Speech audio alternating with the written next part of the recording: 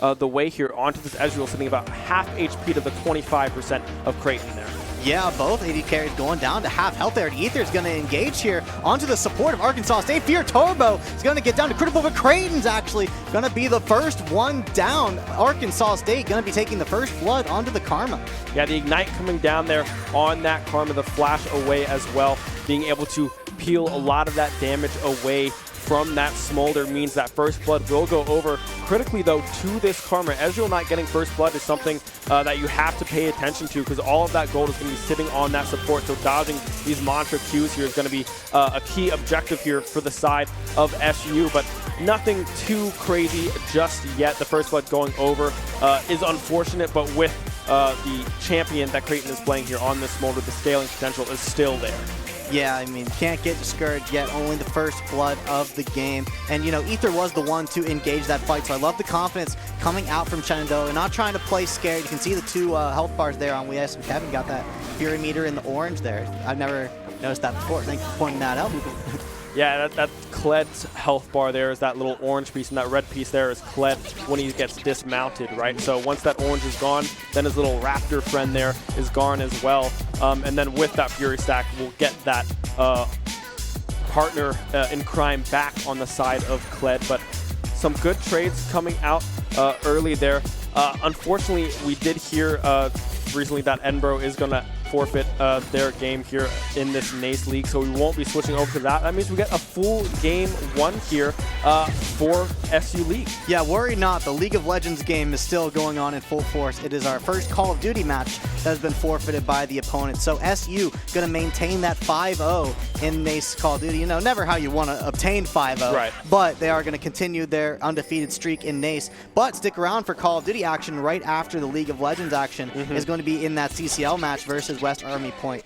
West Point, yeah, West Army West Point. That's what it is. I got it, Ben. So yeah, stick around for more Call of Duty action. But we got this full match of League of Legends first. Bampow on the Ezreal is going to obtain a kill here, and looks like Creighton's going to go down as well onto the Udyr. Massive pickups for Arkansas State. That bot lane just outmatched. As you mentioned before, Ben, this bot lane just looks so strong at Arkansas State. Yeah, we see Udyr there earlier on in that gank pattern there, kind of hovering in that pixel brush. No vision available on the side of SU there in that pixel. A really clean gank coming through from the Udyr there. We saw Ether trying to get aggressive onto the bot lane of Arkansas State, but with that 3v2 situation and Smolder being as squishy as they are, unable to get the kill there. Down about 1k gold now, 3-0 kills across the board here for Arkansas State. 1 onto that Udyr and 2 on the bot lane here. Ezreal sitting 1-0-2. Tier already bought on first back in addition to the Sheen, so good burst potential early on with these auto attacks from Ezreal here in this lane. Yeah, and we have reached the 5-minute mark, so it's time for both teams to start considering that first objective, right? You know, getting these nice picks early on from Arkansas. Looks like Kangaroo Feet might be going for a gank here onto the top lane, onto the Gragas. Looks like way off of Kevin's going to be engaging here. Gragas going to drop down. Kangaroo Feet is going to clean that one up. Half the health bar gone in an instant, and it looks like SU is going to look towards this first objective, finding Arkansas State on that already. Looks like no one wants to take that fight just yet as they take down this Scuttle. Looks like Arkansas State's going to hang out there, make sure their bot lane's going to be okay, but that's a nice pickup for Shenandoah. Good for them to get some momentum here. Yeah, good gank there from the side of Kangaroo Feet, able to bounce around that vision of those minions in that pixel brush. Creighton, meanwhile, getting aggressive.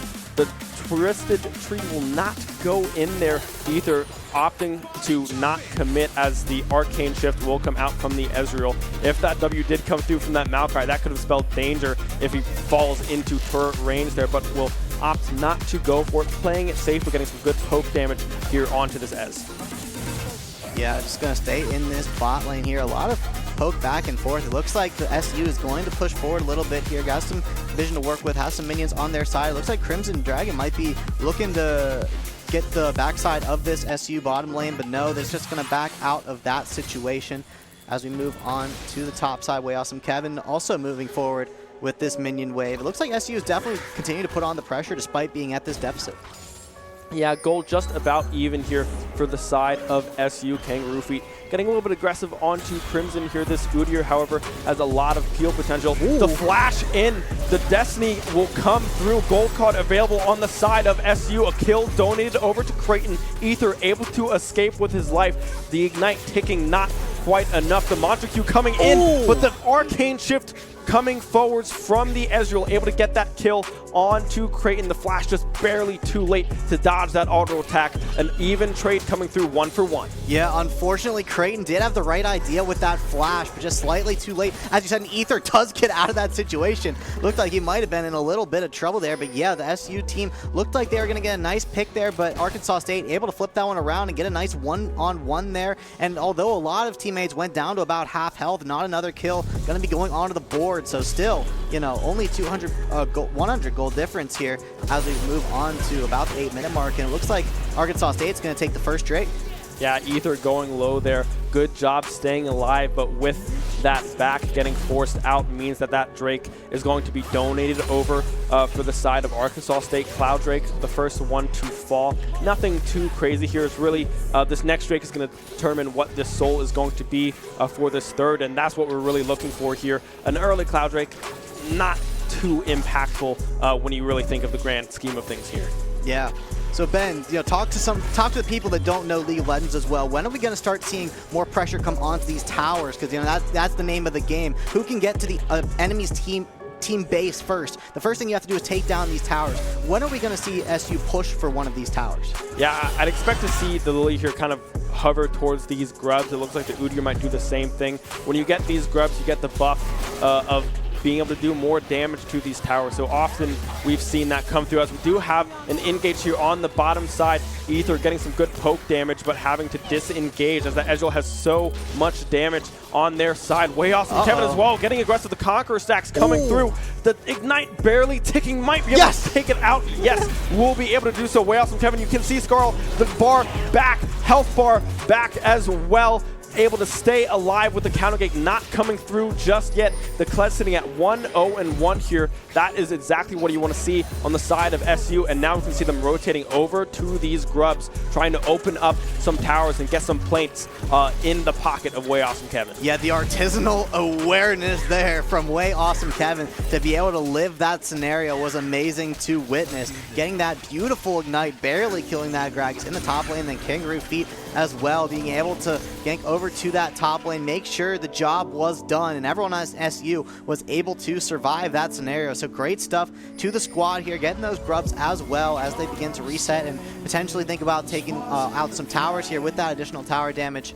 So yeah, great stuff from SU. Love to see them as they continue to go for these team plays. And Way Awesome Kevin is just not going to stop the aggression as Kangaroo Feet is going for another gank here. Let's see if Chris Adges is able to get away from this scenario.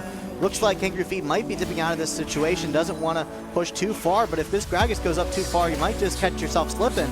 But it looks like Gragas going to play a little safe here. No, going to push this bush, make sure the Kangaroo Feet can't recall. Yeah, the heals coming through, the refillable pots being popped on the side of this Gragas. Either have a Hex Flash over the wall, Pop Blossom coming through, now flash away from Pet Napper there. Gold card up and available, will select correctly. A flash possibly coming through here from the Nico, will be able to do so. Wow. And that swirling root there coming up huge, keeping Nico alive. Flash burned, however. A pop.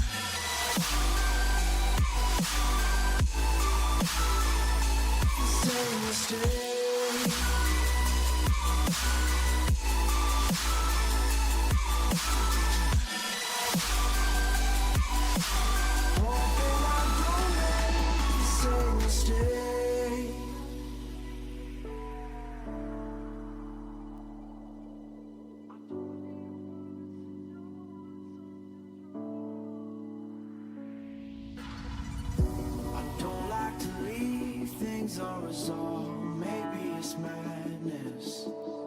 I'm begging you, please pick up the call. You're causing me damage.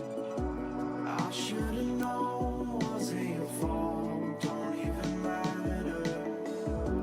I wasn't thinking clear, trying to take it there. Scared to lose it all.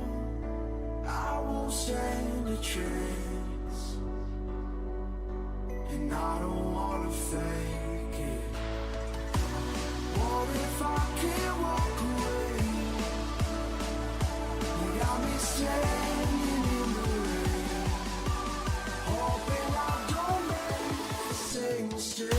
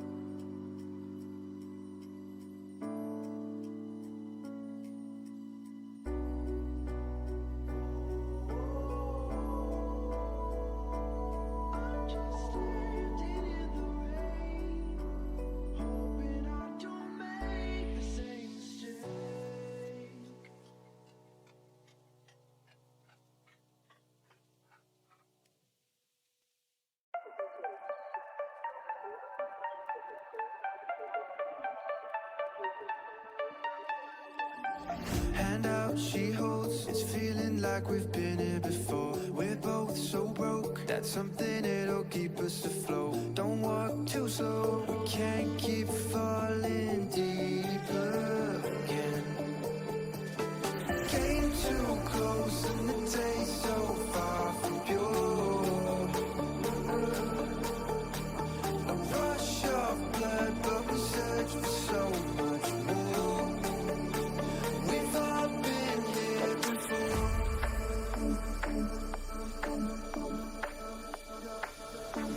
We've all been here before.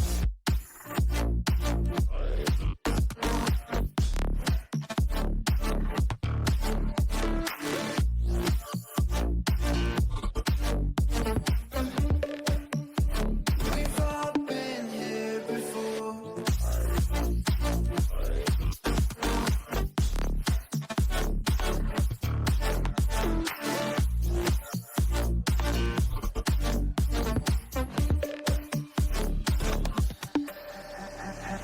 Hand out, she holds. It's feeling like we've been here before. We're both so broke. That's something that'll keep us afloat. Don't walk too slow. We can't keep falling deeper again.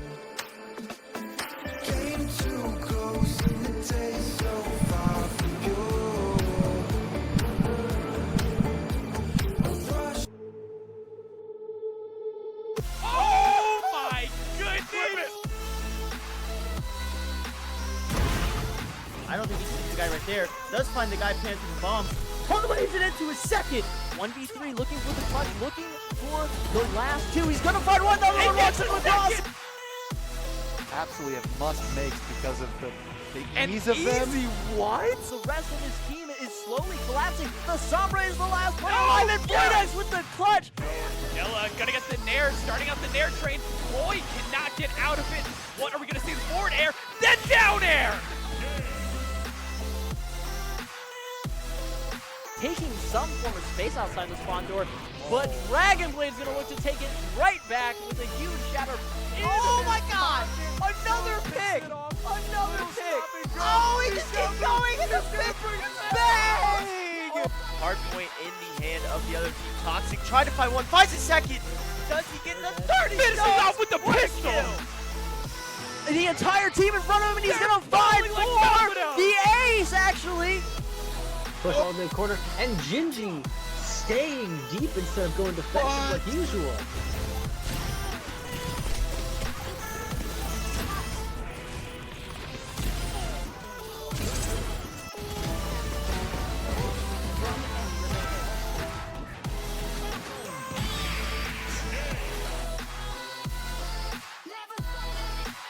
Oh my god, his kickoff probably was a 4-piece!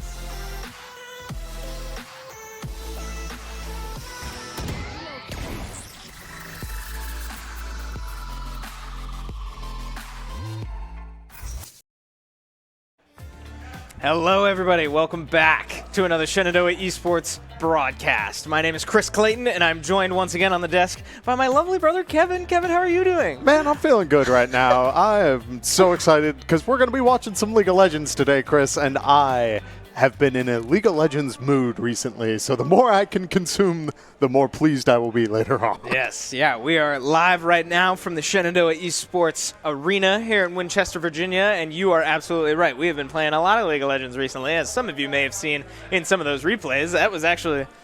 That was us. Yeah. How crazy is that?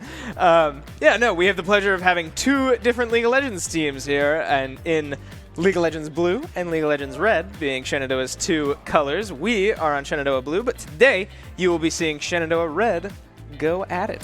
Yeah, and we've had the chance to scrim against Shenandoah Red a couple of times, and the idea is the more we sort of scrap against each other, generally it's a lot of picks that we see more generalized versus what's like my main. As much as I would love to play my pirate in practice, the idea is we get a lot of practice against what people are playing right now, and because of that, we have a very good idea of what to expect from the players, even though we're not sitting right next to them type of deal. Yeah, it's a great time being able to work with all these players, and now we get to see, hopefully, some of the fruits of their labor as they've practiced and worked very hard since the start of the semester, and frankly come a long way, right? I mean, we selfishly have the pleasure of watching their progress, and I know some of their results haven't been what they wanted, but this team has improved drastically since the start of the semester, so I'm very excited to see how they perform today. But with that said, right, we know this roster, we've seen this roster so far this semester, and we've got some new faces, some old faces. How do you feel about the guys sitting right behind us? Yeah, I mean, overall, I'm feeling pretty good. Their opponent is definitely a force to be reckoned with, because this will be more in your wheelhouse, but from what we heard, we were talking to the players earlier, is that the enemy spot lane is very strong, very commanding, and because of that, they're expecting that they're going to need a lot more resources down on the bottom part of the map to really keep up, which leads me to my area of expertise, top lane. Daniel has been doing a really good job of becoming more aware of what's going on the map, and because of that, I wouldn't be surprised if there are a lot more resources put down bot side. I wouldn't be surprised if we do see him go for more like aggressive plays or really try to knock down the opponent, depending on the pick. If he's put on a tank and he's just there to vibe, I get it. Believe me, I've been there. But if he is given the chance to go with something a little bit more aggressive, I think that could lead to some fun interactions. Yeah, and that's such an art, isn't it? Playing the art that is weak side top lane. Yes. Right? I mean, you are probably pretty familiar with it. We don't do it a ton this semester, but like we have in the past. You've been on the team for a couple years now, and this idea of you've got players in each lane and a jungler bouncing between all the lanes. Obviously, your jungler's attention has to be somewhere. Right. And you can't be everywhere. You can't help everybody all at the same time, creating a weak side of the map. And we expect that to be the top lane today.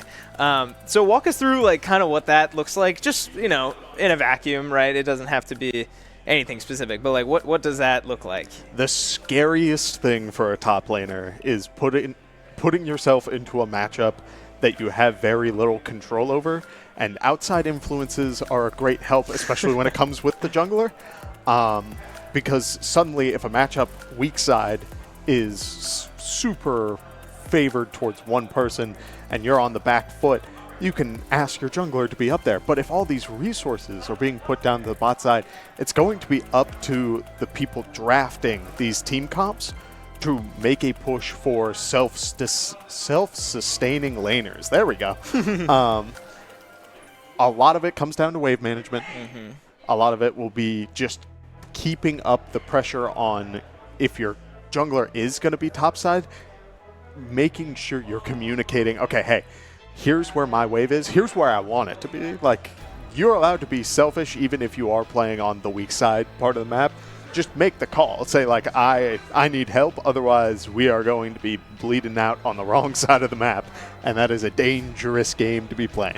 Yeah, and, you know, obviously on the other side of the map then is the bot lane, right? And I want to give my shout out, as Kevin put it, I am the bot laner for the other league team, but I want to give a shout out to Bella, who's behind us back there. Oh, you guys can't see her, but back in the arena, we'll be playing Firm Mattress. Our AD carry for Shenandoah Red has come so far since the start of the semester. She has improved drastically. So I'm really hoping that if the plan is to really invest all of our time, all of our resources into getting our bot lane ahead and hopefully having that ride us through the game. I would love to see that happen. I got to interview her just a couple weeks ago, and she talked about this, you know, having the burden of really being fed and having to carry the rest of the team when it's not like they're playing bad, it's just part of the strategy. So she handles it really well. She handled it really well that week, although, again, results didn't come out how they wanted them to.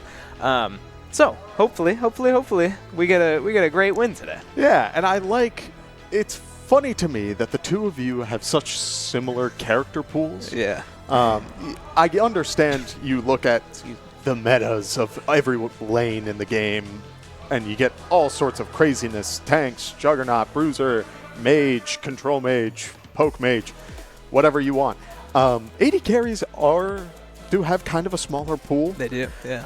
But you don't always see that overlap. It's usually someone has their favorite, someone has their go-to, but that won't always be allowed in any given situation, and so it rewards flexibility. And I think you talked about it just a little bit, because when it comes to these players, I think that's something that they have really come to understand over this semester specifically, is if people have a habit, if people go for the same thing over and over again, you can punish them. You can be adaptive and like really knock it home of like, okay, it might work one time, but you got to stop. This ain't something that you can get away with every other like minute. So. Yeah, and we should be getting into draft fairly soon here, so hang tight when we'll see if anything we're predicting is right. But in terms of draft, we somewhat expect, this sort of bot lane aggression, somebody that can handle the pressure of not only potentially needing to escape in dire situations, but as well as can really push their advantage if they get one. So that is a very loose and ambiguous breakdown, but I mean that rules out certain champs, right? You're not going to see a team funneling all their money into a Jhin. But, you know, these sort of early game scrappy champs like probably a Vi or like a Xin Zhao type deal in the jungle specifically can really create these types of advantages. There was one character I saw when scouting the other team that kind of scared me when it comes to really putting your money on one character, and it was Senna.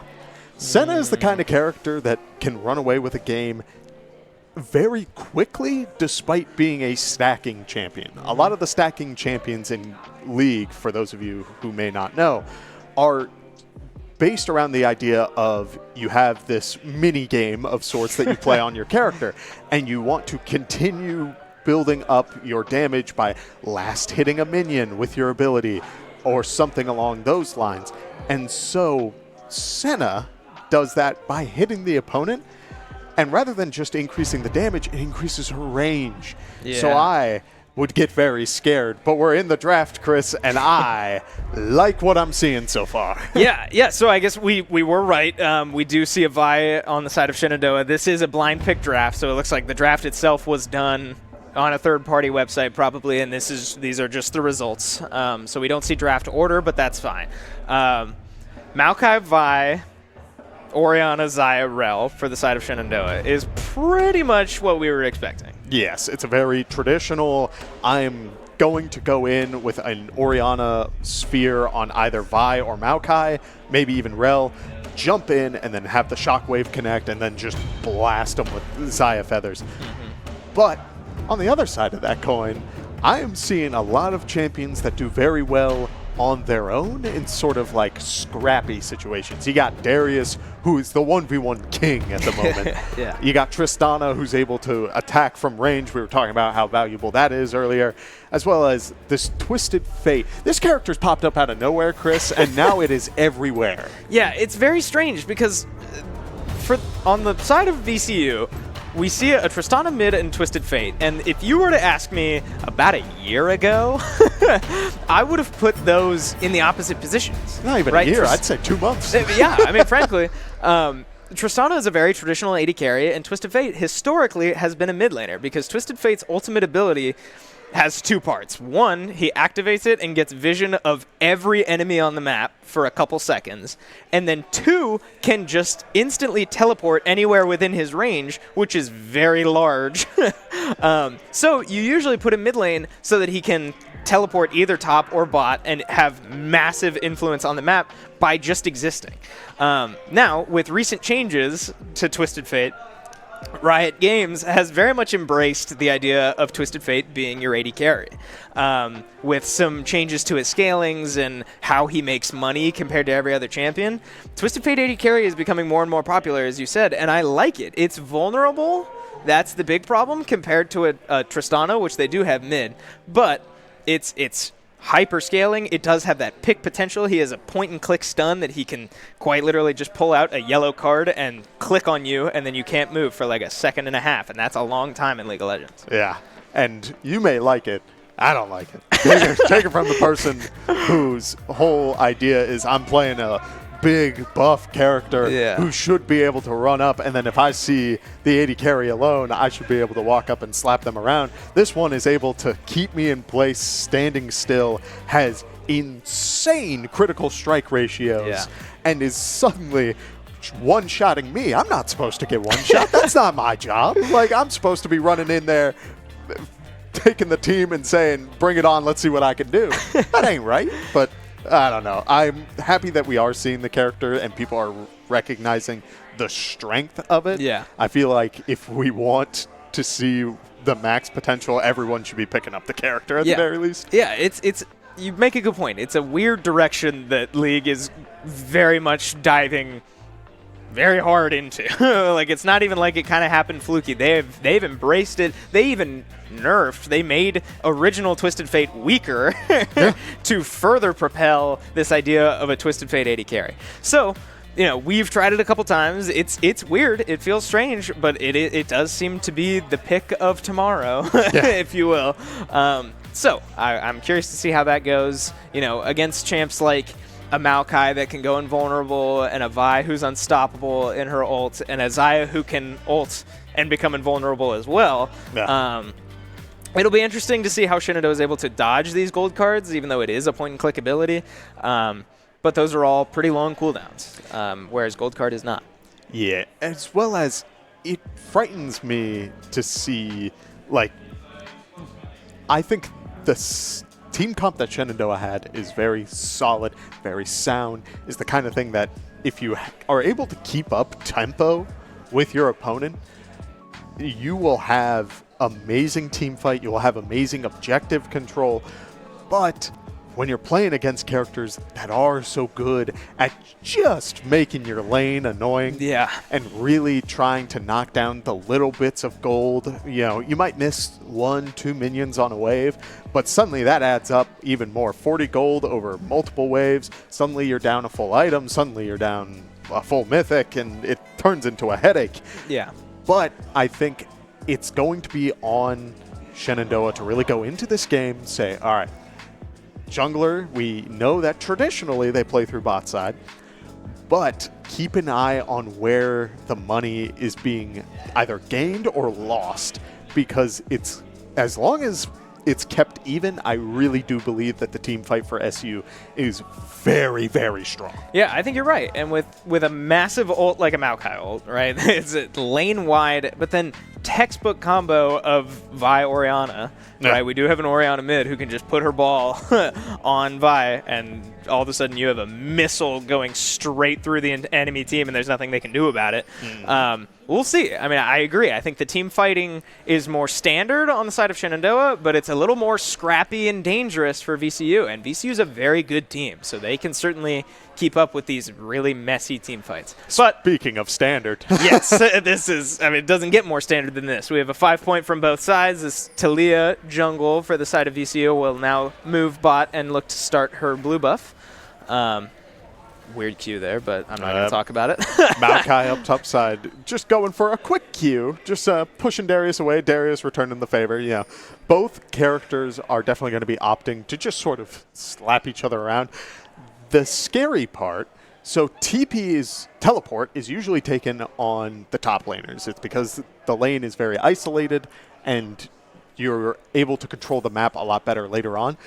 Darius doesn't have teleport, it's the Tristana who does, which leads me to believe that the Tristana later in the game is going to be in the side lane, while the Darius is going to be the one using Ghost to like start fights and really mess with people. It's a scary game. Yeah, and I was just about to ask if we could look bot lane because Alistar and TF are in a power position here. Now, we do see an engage from Alistar. It will just be a headbutt because he's only level 1. He doesn't have much CC, but this Twisted Fate bot, or Broad, excuse me, press the attack. Whoa. Very unique approach, but that will favor their early trades like the one we just saw. So Rel ends up losing about half her health bar. Meanwhile, top lane, our Maokai has lost even more of his health to an early trade, but a massive wave coming his direction will hopefully help that situation. Yeah, at this point, you just kind of have to sit back. You say, all right, yeah, I lost my trade early. Your character's stronger at this point. I'm just going to waddle back for a second, and he'll hit level 2 off of these minions, and that will bring him back to at least a little bit of a better point. It's going to be up to him to find the way to last hit while also dodging the blade. There's only so much respect you can give, Chris. Yeah, and we do see a gold card land now on Desire, forced to flash away, but she will get caught by a Talia launch. Now Rel, with no mobility, forced to flash and will go down anyway. That's a double kill for VCU's bot lane, and that's the early lead we were talking about. Yeah, look at that Talia wave clear was fast. Yes, it was. Vi is still on the Krugs. There is still a red buff up on the side of SU, as well as the Raptors, the Birds. Talia hit level 3, and it looks like it was a 3 camp, which is crazy as well, because that's so much value. She literally just said, all right, 1, 2, 3, bot lane, and suddenly we have a lead. TF has a recurve bow, Chris. Yeah, and this could be dangerous now as Alistar has a Hex Flash and is looking mid. Orianna in a tough situation will get engaged by Tristana, forced to flash away, but she could go down to that bomb.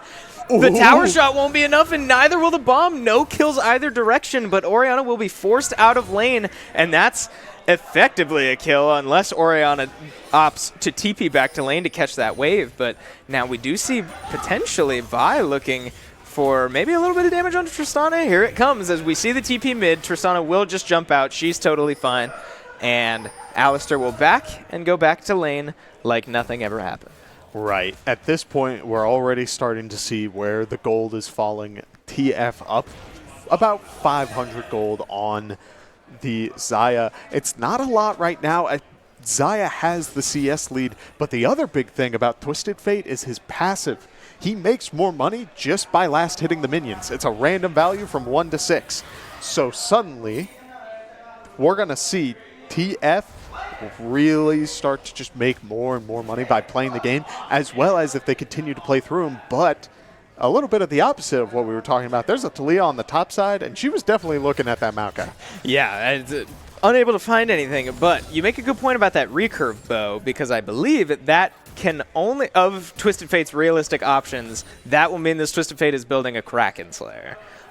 Which makes a lot more sense with his press the attack option as well, because now he's looking for, ideally later in the game, to be finding a gold card, autoing 2 more times, and really chunking out your health. As now we have a trade down bot lane, and here comes the early Xayah damage. And a quick recall will find a root, but not enough damage. Now Xayah taking a lot of damage of her own, but Alistar's pretty deep here. They could find, depending on Xayah's recall cooldown, that won't be enough, and Rel could be the one to go down as she will get headbutt back into the Twisted Fate. Long extended trades will favor the TF in that situation, as Xayah did not quite hold her recall, feather recall, as long as she probably could have, and lost a lot of damage on those feathers. We're looking at the grubs, Chris. This is the Grub Hub moment. Yes. This objective has had so much influence over the game recently, and it's all because of the tower damage it offers.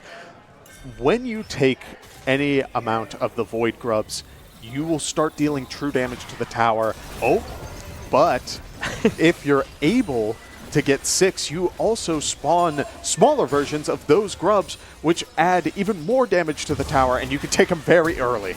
Yeah, and it looked like Talia got that as now Darius looks for an engage and does get his dunk off. He will find 2, and just like that, now with full stacks and a lot of extra AD, he will likely find a 3rd as his dunk did go on cooldown. I forgot about that, but we have trading on the other side. The grubs will go to VCU, but we're not done. Rel will go down. Xayah looking for just that little bit of extra damage, but won't find it. Now a level advantage for Twisted Fate is a lot of damage. There's another blue card.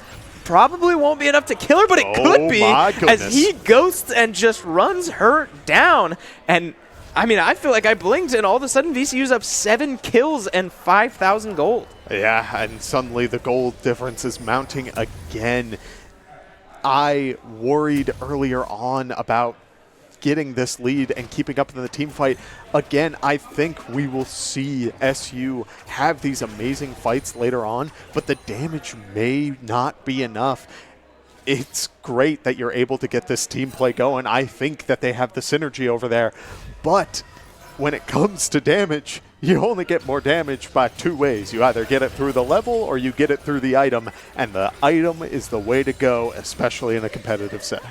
Yeah, now we see that as we watch that bot lane trade, the VCU was actually unable to finish the grubs, but will now finish the job, and Talia should be pretty close to level 6 here, which will be interesting just for extra pressure now as Maokai will find himself stumbling onto a pretty bad situation. Now Darius is able to move and he's pretty caught. Now Tristana jumping over the wall, finding a bomb. Maokai will go invincible, but it won't be enough as he will just die a very slow death with his flash being burned in the last fight. And he gets caught way out of position. And now Shenandoah looking to respond with a dragon as they saw Talia on the top side of the map. Now Twisted Fate sends his ultimate out, but likely will not teleport here as he will use it just for information. He does end up TPing just an inch away, and now a great angle from VCU's bot lane to try and punish the Xayah walking back to lane. They found a gold card and an ignite, and that will do it. The Kraken Slayer damage that we mentioned earlier now finding its value. Yes, TF Kraken Slayer PTA is putting up so much damage, and I feel like the scaling is what we were expecting to see, but look at this TF just going one card after another and is putting up so much damage, Chris. Yeah, now it's just fights nonstop as Maokai looks for something under Tristana, but won't be able to finish the job as he gets cut off by a fantastically placed Talia ultimate. Just to separate Tristana and Maokai. Now, a Hex Flash and another engage coming from VCU's bot lane. Twisted Fate is tanking and will go down. What? That is a 1,000 gold shutdown for Xayah. Now, all of a sudden, 2k gold down bot lane still, and 8 kills in the pocket of Twisted Fate. But 1,000 gold is nothing to scoff at. That scares me. I've been in that situation, and you always want your support, especially if it's an Alistar, to be tanking, but you also want to get your auto attacks off. Sometimes they fly a little faster than you thought, and suddenly you're the one tanking instead. 1,000 gold shutdown is going to be a good amount to potentially bring SU back into this game, but that is still a full item down in the side of the bot lane, as well as Vi is in another very awkward spot as Darius burns the ghost and is just kind of getting, oh my goodness, that was a lot of damage. Yeah, that's a Noon Quiver with a completed Berserker Greaves. Now Xayah again in trouble and will go down. The ghost back up, and this Twisted Fate can just click on people. That's the joys of League of Legends, isn't it? You can use abilities, but why use abilities when you can right-click them? Right? And that's the nature of this Twisted Fate champion now. I mean, like, that's kind of what he did already. It was just, pull a gold card out and his one auto would do a lot of damage. But now with the changes they've made, every single one of his auto attacks does a lot of damage. So that's certainly adding up, and Shenandoah is really feeling it now as we have 9 deaths down bot lane, and all 9 of them in Twisted Fate's pocket with a completed Kraken Slayer, Berserker Greaves, and a Kirchi Shard, and likely more to come as he looks to reset. And this is where it gets so awkward for the side of SU. When you are down this much CS, not only in your lanes, but also in the jungle, you can ask for help, but you're dealing with characters who put up so much damage, so much value whenever they fight, and are great 2v1 fighters. Whoa, yeah, he lives, and meanwhile, Xayah got a shutdown on Twisted Fate on the other side of the map. That'll turn into a double kill as Rel clearly looking for an engage. Still has her ult up, but was not VCU unable to find a kill on her, and that's a double kill into Xayah's pockets. And once again, I mean, this gold lead's coming back a little bit for Shenandoah, right? With a failed dive top lane and another failed dive bot lane, I guess. Now, that's a swing for Shenandoah. It's step 1 in a very long process as VCU is still up 9,000 gold, but little things matter. I want to talk items for a second, Chris. Looking on the right side, VCU has a completed item on every character, including the Alistar. Yeah. 2 Kraken Slayers. I mean, the item has to be getting so much value, and Alistar going for a Frozen Heart to do the exact opposite. You can't build attack speed in this game, but VCU able to go, that's 5 grubs, but SU's trying to respond, but there's a cow and a teleport, Chris. Yeah, and Alistair appears out of nowhere. TF will do the same with his ult, and we have a teleport behind Shenandoah Lions. Now, Rel will go down, and Vi will likely fall as well to Darius's hemorrhages, and now we have 5-man commitment from VCU to secure this 6th grub, and now all it has really costed is 1 dragon, and a lot of money in favor of VCU. So they will likely look with all of this manpower top lane to try to knock out this Maokai. He does have his flash, so we'll see what happens, but a Darius, with red buff, a Twisted Fate that deals a lot of damage, will start the dive now. Darius is tanking. We have 4 people up here, and just like that, Maokai will go down. Now, that was a very long play, so we do see trades on the other side of the map as Xayah will get a plate mid, but ultimately advantage VCU.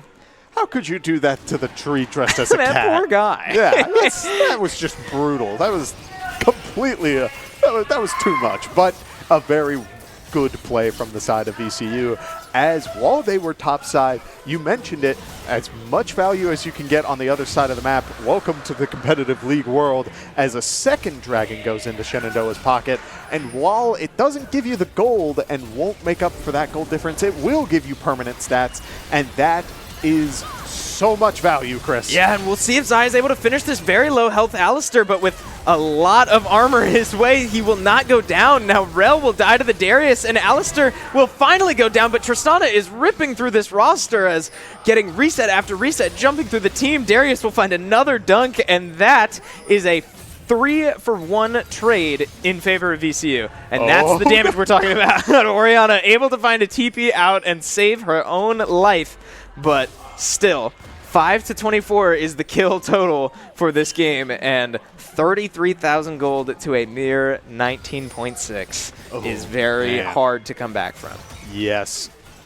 With that, look at what SU has done so far. These team fights, you expect a goal difference like this to be a one-and-done sort of fight where someone hits you once and you pop. But... and this could be the pop, as Vi is able to dodge the knockup, but does still dash straight into a stun. She will likely go down, and sure enough, yes, the hemorrhages will finish the job.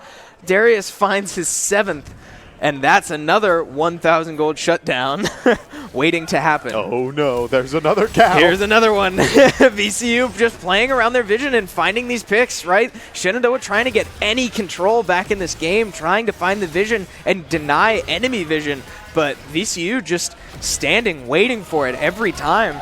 Very, very well played macro. Oh, I feel so bad because SU has been playing these fights so well once they get a little bit of control, but especially when they're all playing together.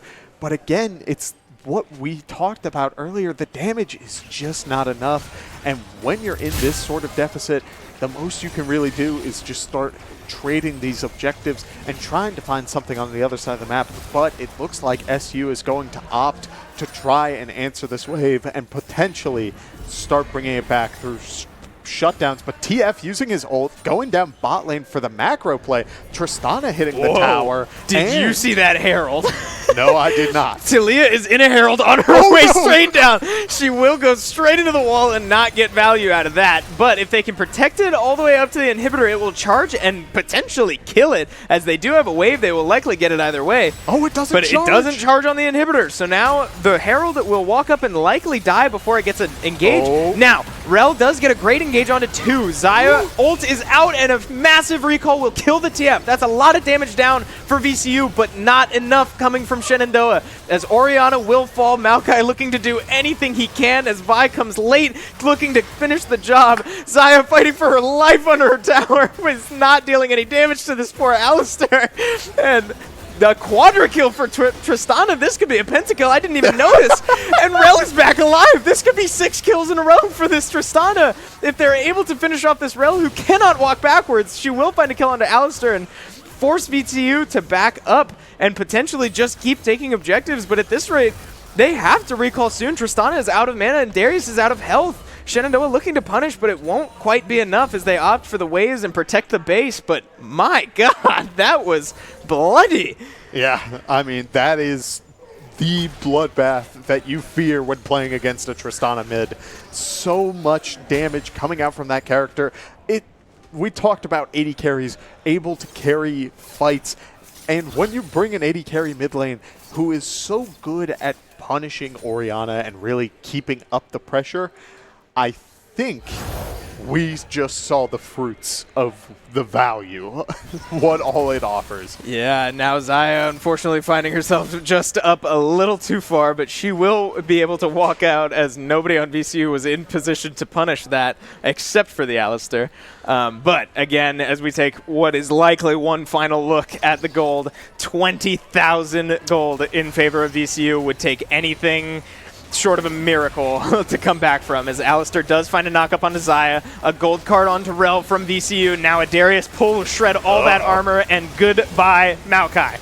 Now numbers advantage for VCU as Xayah gets caught on a great play from Alistar, and sure enough the rest of Shenandoah will fall in the blink of an eye. The damage was there for VCU and not for Shenandoah, as now VCU looks to finish this base and potentially get one more kill, but that grub damage will melt through these towers. An 18-minute victory for VCU will mark the end of Game 1 in this series. I mean, we talked about it. You play through your bot lane, you have so much pressure, and they picked these aggressive early game champions and were able to snowball that lead into ending the game before 20 minutes, Chris. Yeah, not a single Baron taken, not even a single Baron spawn for either side of this game, as the game did not reach 20 minutes. And I mean, if you're Shenandoah, all you can do is shake that off. I mean, that game fell apart pretty early, and it again would have taken a lot to dig out of what the game stayed at about 8 minutes. But looking forward to Game 2 now. All you can do is move past that and try to adjust. If you're Shenandoah, I think you have to get rid of that TF. I don't think they were ready for it. I think it was doing a lot more damage than they expected, and while all he was doing was clicking on them, like, I think that's something that needs to be addressed. Yeah, the other big thing is rune setups for the side of SU. I think they played with the intention of, oh, when the team fights come around, we'll be able to win them, and so we're going to bring team fight-based rune sets so that once we're there, it's just snowbally and super good. Yeah. But you got to get there first. Exactly. And when you're playing against champions who are so dominant, it's a sacrifice that you need to make before the game even starts. Take a rune page that is gonna, offer a little bit more in terms of survivability and making sure you keep up with the money. Yeah. But after that, then you can start your team fights, and they're still going to be phenomenal. Right. You don't need those pages to outperform in these team fights. You just got to get there. Exactly, yeah. And you make a great point, right? I loved the draft from Shenandoah. Like, on paper, that's a great comp. That would be very hard to deal with in an even game, even at 20 minutes, right? That's relatively early mid-game at that point. And if gold was even at that point, I would take Shenandoah 100 times out of 100 times. But like you said, you got to get there. You have to survive 20 minutes and not be bleeding at least too badly. Because even if you're down even just like a little bit in gold, the other team can't do anything if they can't fight back. Like, gold difference doesn't matter if you're able to kill them before they can even swing at you. But when the gold deficit is too much and they can survive that initial burst of crowd control and just being thrown around without being able to fight back, but they're all still alive, and then they're like, oh, you have nothing left, and now we can just throw the book at you, literally, then it quickly comes out of control as we now look at these replays that led to what was a very dominant victory for VCU. The TF damage was so much early on. I feel as though every time I see the character, we usually see them really hit their stride in the late game, but the money really snowballed that factor, and when you have that Tristana jumping in one person after another and a big Darius on the top side of the map, it suddenly becomes such a dangerous game, but a really well-played moment here by Animated. I mean, you're living on single digits. You just got dove. You got most of that experience as well as this play bot side. Yeah, a great macro play to ultimately capitalize on what was a big mistake from VCU and try to come back in the game. This was also a great fight on paper, but this is the gold deficit we're talking about. If your money is even anywhere really close to even, this is a slaughter for Shenandoah. But unfortunately, just that early engage can't amount to much, and now you're just looking for prayers of picks and random kills, random missteps from VCU, and you just need to avoid reaching that point in the game where you're waiting for your enemy to screw up. So we'll see if they're able to adjust. But again, like, great team fighting out of Shenandoah. Really not bad at all. For as bad as the score may have looked, and you know, we're giving pentakills to enemy players, but really, this team fighting was very strong. Absolutely. Now, as it comes to a close, I mean, that's where the value's too much. Again, 2-person, 3-person shockwaves, but it's tickling for what you want at that point in the game. It's the kind of loss that you have to just sort of shake off. You brush it off and be like, all right, listen, it fell apart early, and, like, you know, it stinks that you have to put up with the rest of a League of Legends game to head into the next one. Yeah. But I do like what SU had to offer there, and I think if they go in understanding that, okay, we had the formula, but we put some resources in the wrong spots and just didn't really capitalize on what all we wanted. I think if they realize that, head into this next game with a fresh mindset, they have a very strong potential to bring this back and really box with this team. I think this team can keep up. Yeah, I totally agree. And I think mechanically and macro-wise, Shenandoah had their moments, right? I mean, we saw bright plays, bright moments out of Shenandoah's whole roster, really. Again, like you pointed out, that dive top lane and the capitalized bot lane. That's a huge deal if you're not in the situation that you're already in. Yes. So again, like we're saying a lot of the same stuff now. Got to clean up the early game. Got to just get there. Just got to get there. Don't care what the game state is, if it's, as long as it's not too bad. This roster has a shot. But now we see series score at 1-0. You can't screw it up again. Right. Do or die. This is best of 3. If VCU is able to come out swinging like they just did and Shenandoah isn't able to find a response, this could be over just as quickly as the first one. It's scary, man. It is. Yeah. I mean, such is the nature of competitive video games. Yeah. Especially in a game like League where the matches are long. I feel as though with a lot of other titles, you're able to sort of reset between maps or between rounds or between crew battle or whatever else. League matches, you're in there, you're stuck with the pick that you made, however, like, for potentially anywhere between 15 to like 50 minutes. Yeah. I played a match that was 56 yesterday. Yeah. Like, it was, I mean, it can happen. yeah, it is brutal, and it's very mentally taxing. Yeah. So, I hope, I pray, that our players are taking a moment to take a breather. Maybe grab some water. Yeah. Because while the game was short, in those commanding lanes, in those characters that are just annoying, like, you don't really have the answer. You really got to take a step back. Again, just breathe.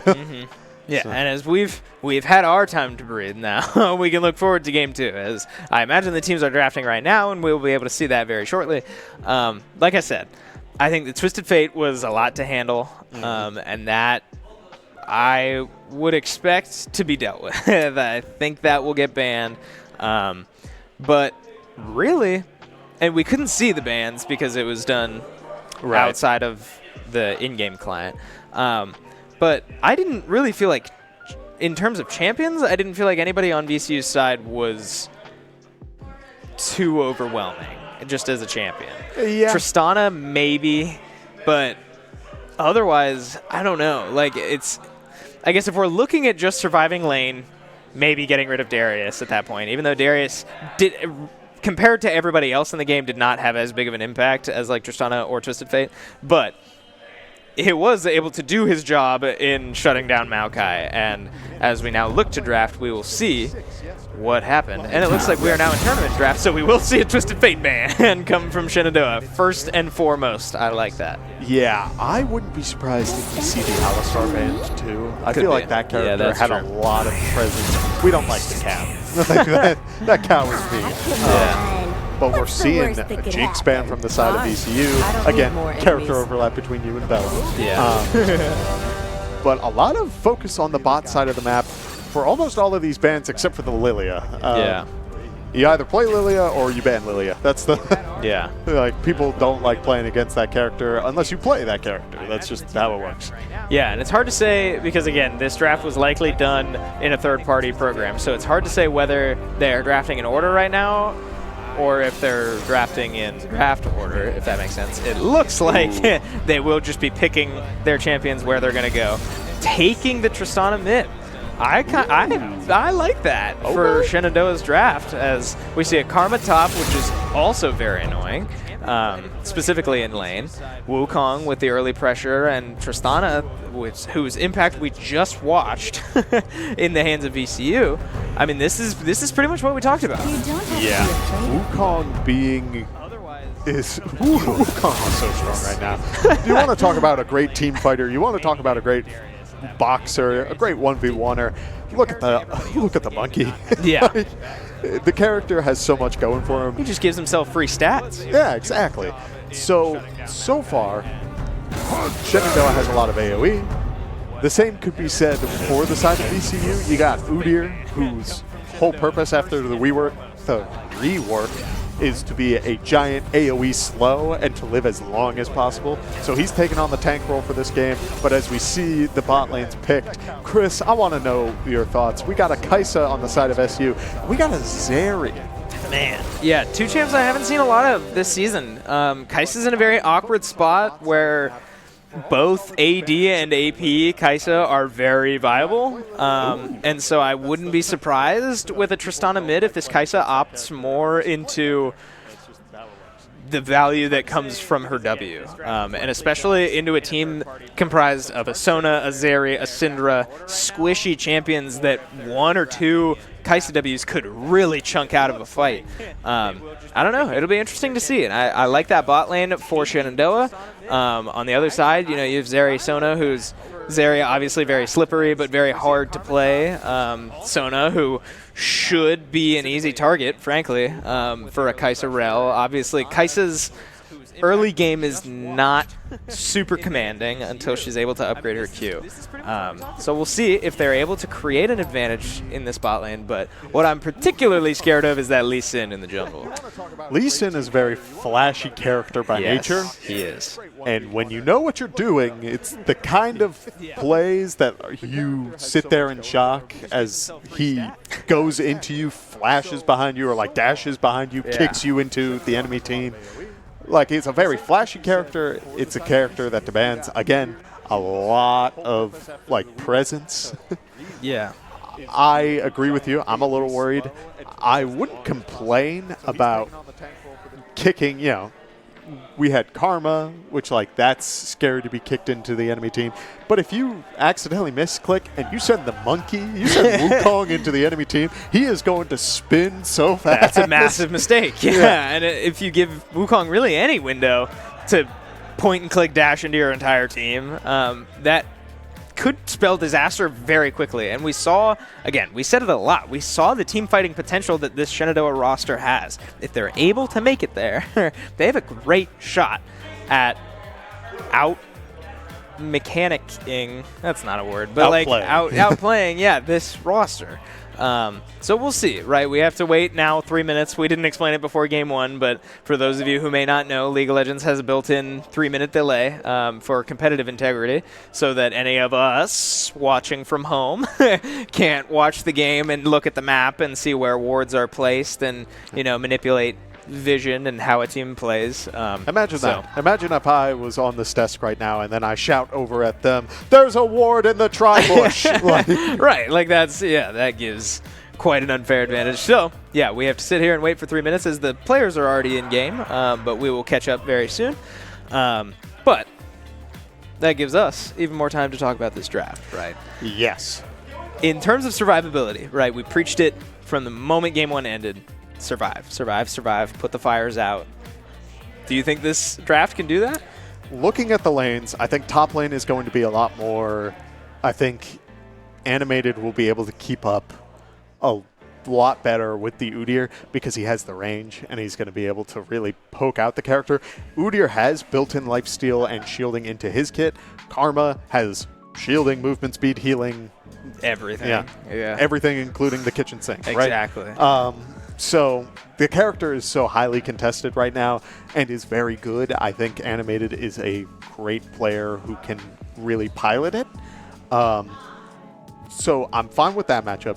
Mid lane, we take the Tristana, and that character also has a very strong presence, but I'm a little curious what the draft order was initially, because Syndra is the kind of mage that is able to push you away if you're trying to jump on top of them. Yeah. And when you have a character whose whole design is jump in, throw a bomb on your opponent, and explode. And then jump out.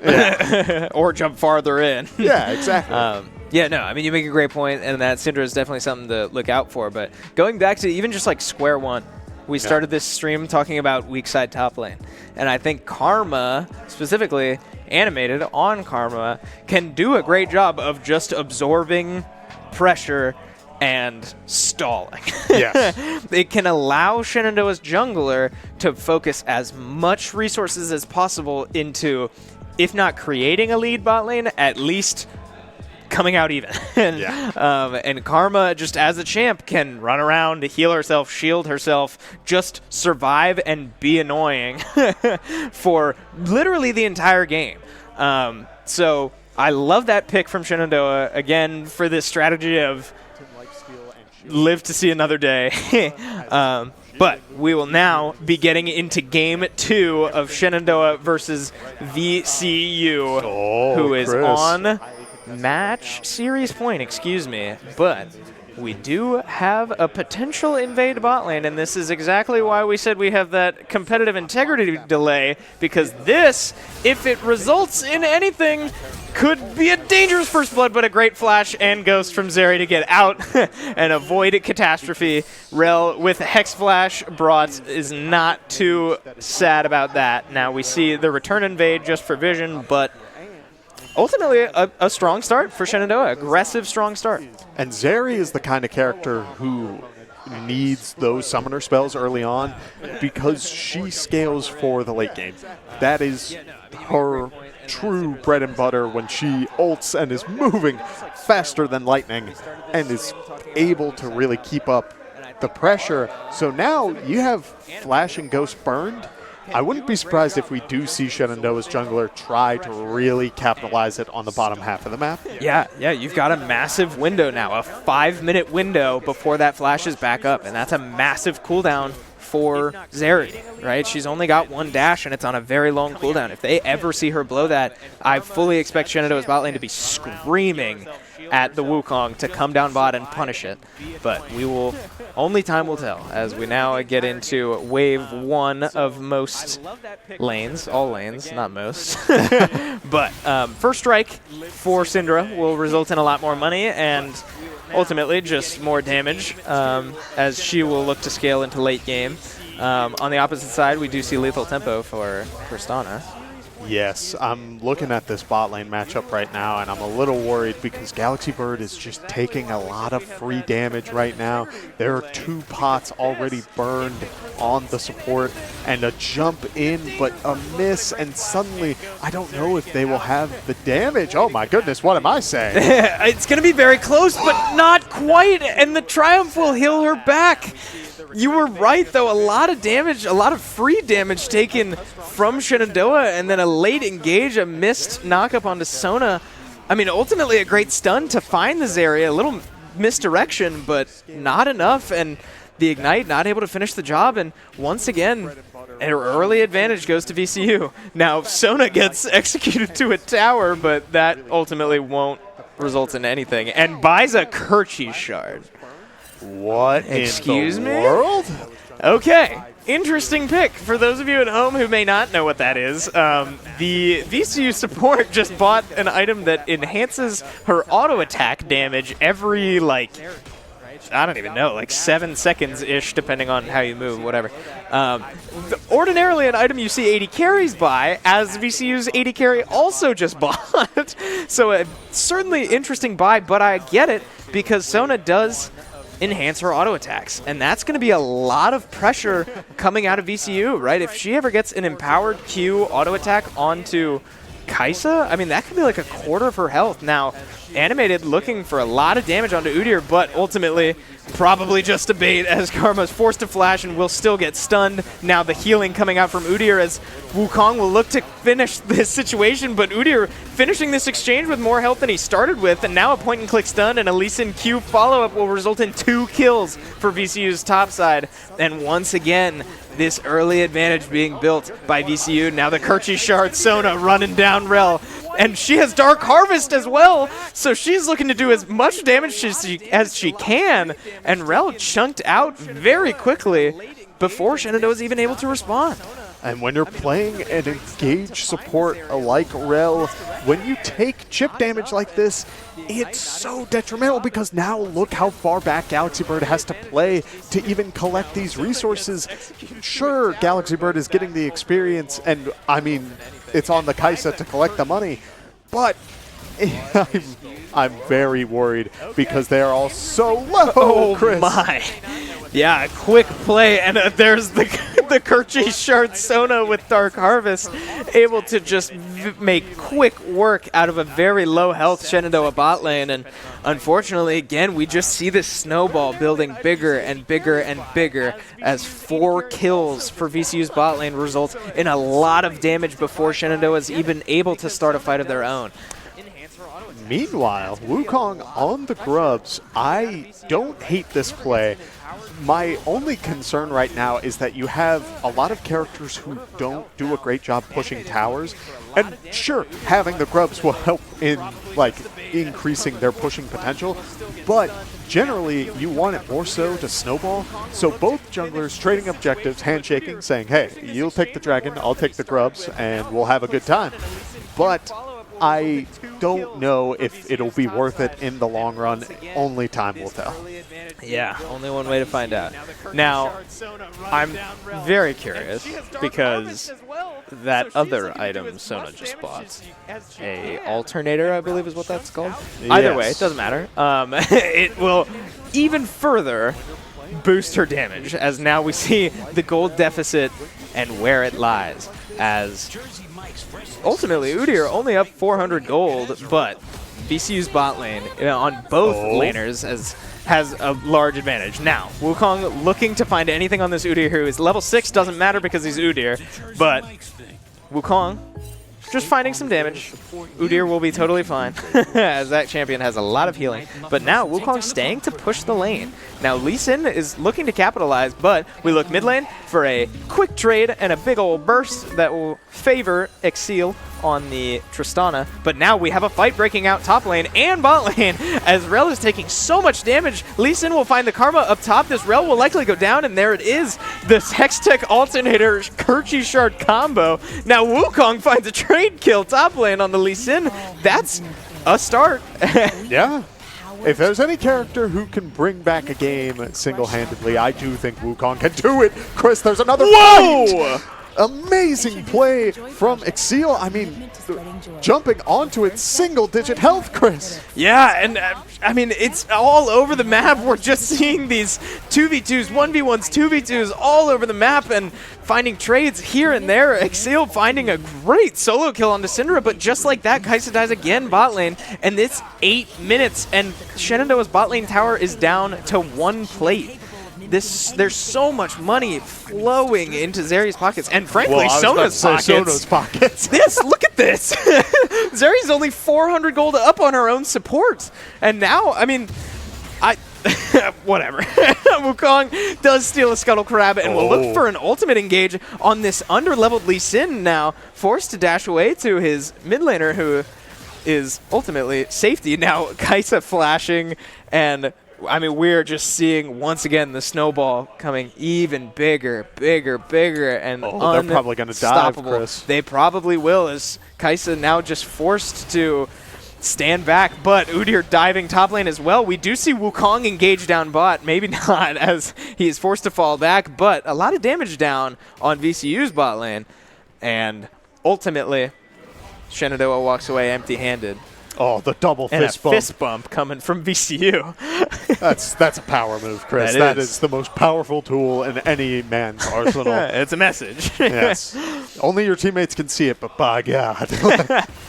Now we have a completed static shiv for Zeri on the side of VCU. And Eclipse also finished for the Lee Sin. That's what I was going to talk about. The Eclipse on Lee Sin is the kind of item you can build Lee Sin a little bit more tanky for those plays we were talking about earlier. If you build Eclipse, you're basically calling out your opponent saying, I am going to be able to beat you in a 1v1 later on, and I'm going to kick you in the face and see what happens.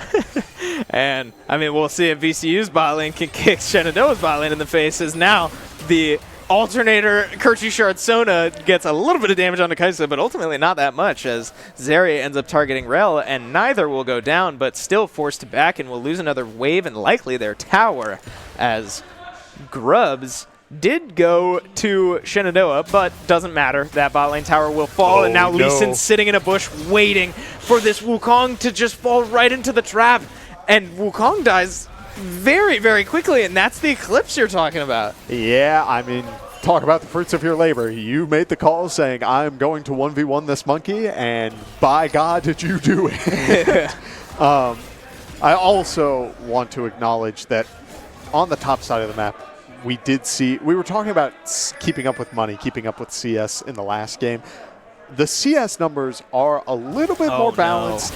Oh my lord, another trap placed for VCU, and Wukong will go down again, and I'm speechless. It's becoming unmanageable for Shenandoah, as now they find their bot lane pinched between 3 different directions and 4 different people. We'll see as there's Zeri looks for an engage onto the Tristana. Kai'Sa will go down, and Rel now stuck by herself as Tristana gets out and maybe looks to return the favor, but it won't be needed as Sona finds another kill, and it's becoming a problem, Kevin. Yeah, these are the kind of games, again, especially when you have a back-to-back death like that it becomes very mentally taxing. Animated having to flash out. Oh no, the Q connects. Lee Sin doesn't have his ultimate, but because of that, Animated will be able to walk away. But now, Lee Sin going for the grubs. It's going to be a 3 grub for 3 grub game by the looks of it. And Sona is in the top lane, just kind of vibing at the moment, is enjoying life. And on the opposite side, Shenandoah opting for the dragon, trying to make the trade. Yeah, I mean, ultimately just taking what you can get, right? Nothing in this game, although it may look pretty one-sided, nothing in this game comes for free. So they know that Lee Sin is on the grubs. They will opt to take the dragon instead.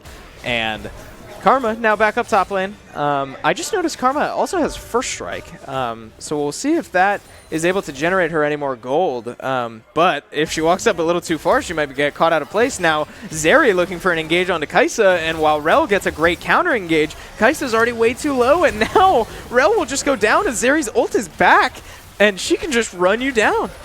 Chris, I am still so confused. It was an amazing play on the mid lane.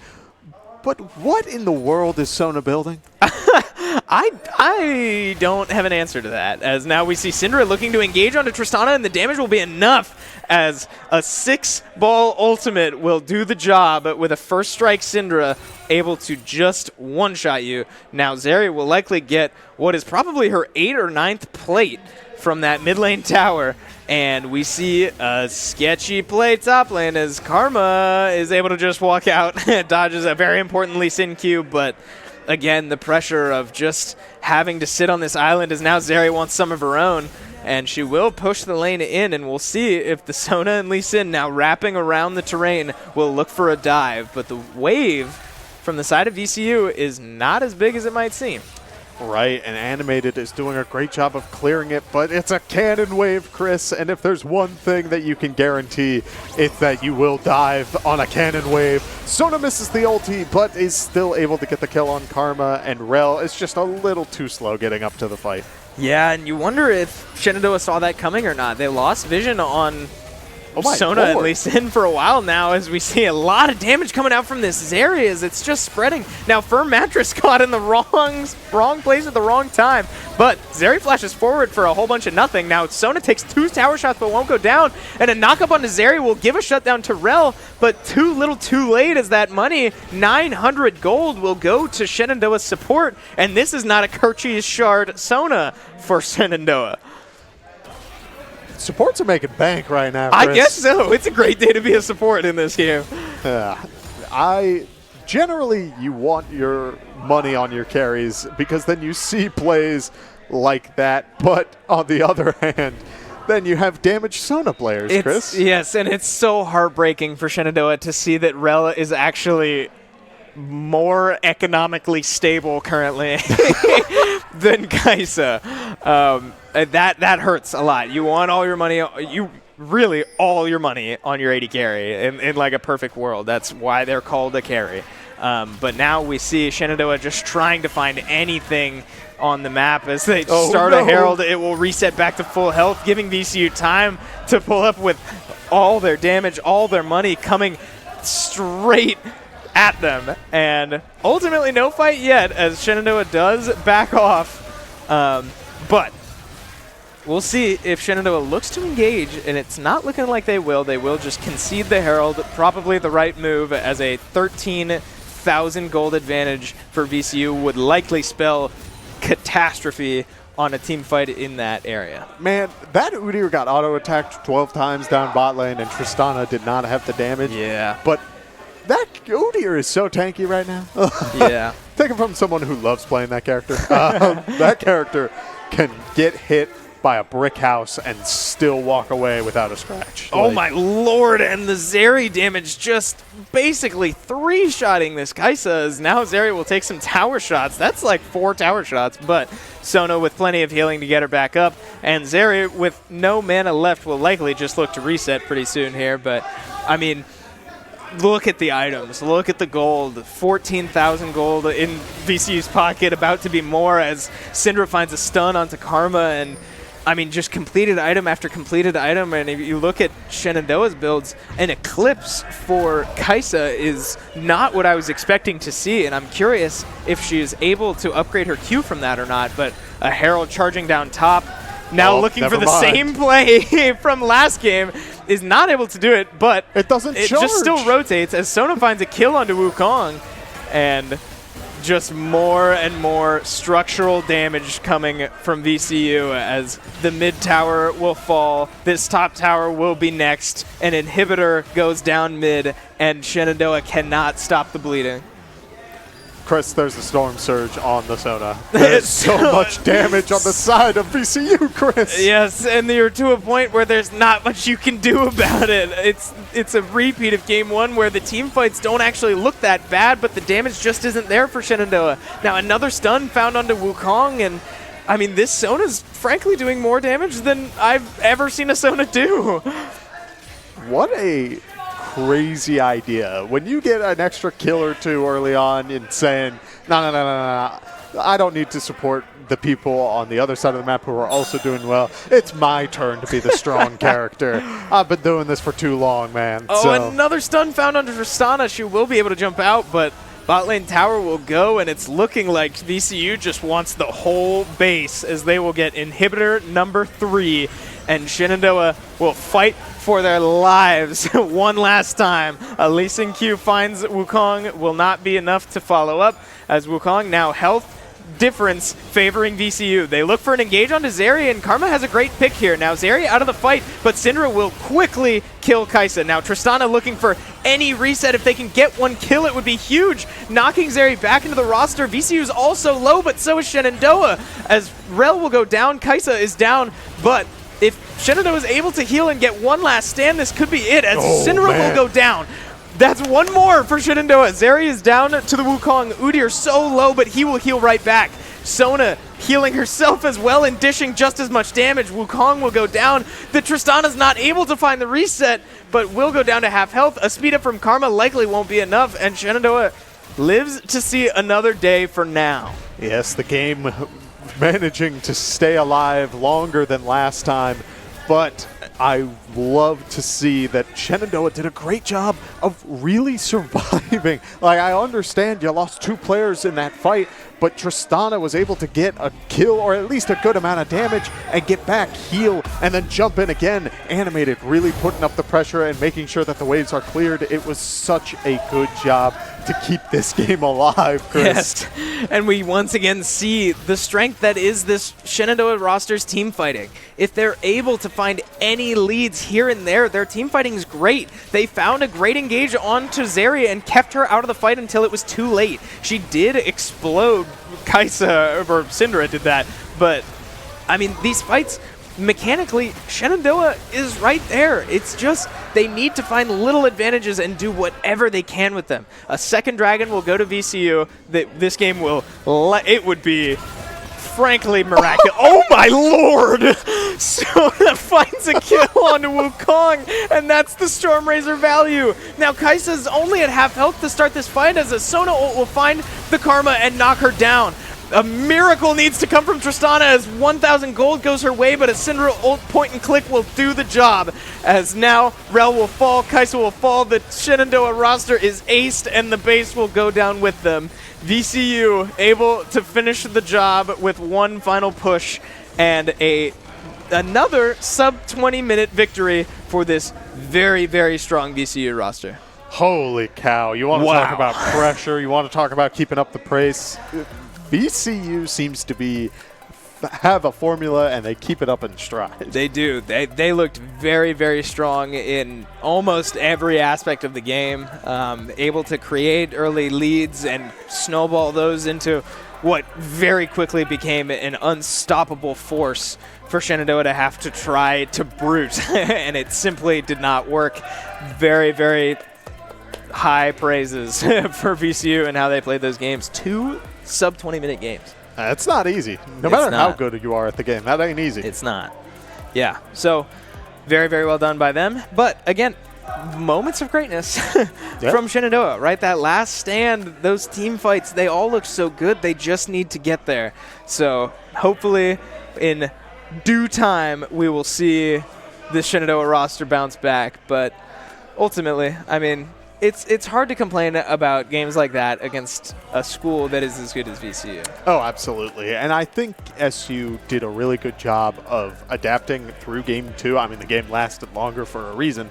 And it's because when you sit down and you say what didn't work and you have the ability to really critically think about what you should be bringing into these games character-wise and like kit-wise, suddenly you're able to keep up a little bit more. And I think we saw that. There were moments of life, but it's just so difficult when you have such great carry characters getting all the gold. That includes Sona. I don't know. I know.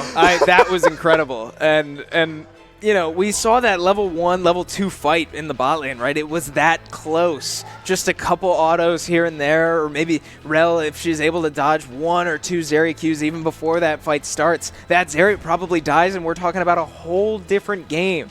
But little things here and there, great rosters are able to capitalize on. Let it be known. Okay, we have damage charts in front of us. Animated had the highest damage for the side of SU. I see what you're saying. At 10K. That's pretty good for a 20-minute game. That is great. Yes. Sona had 20K as the support. Lord. What do you want me to like?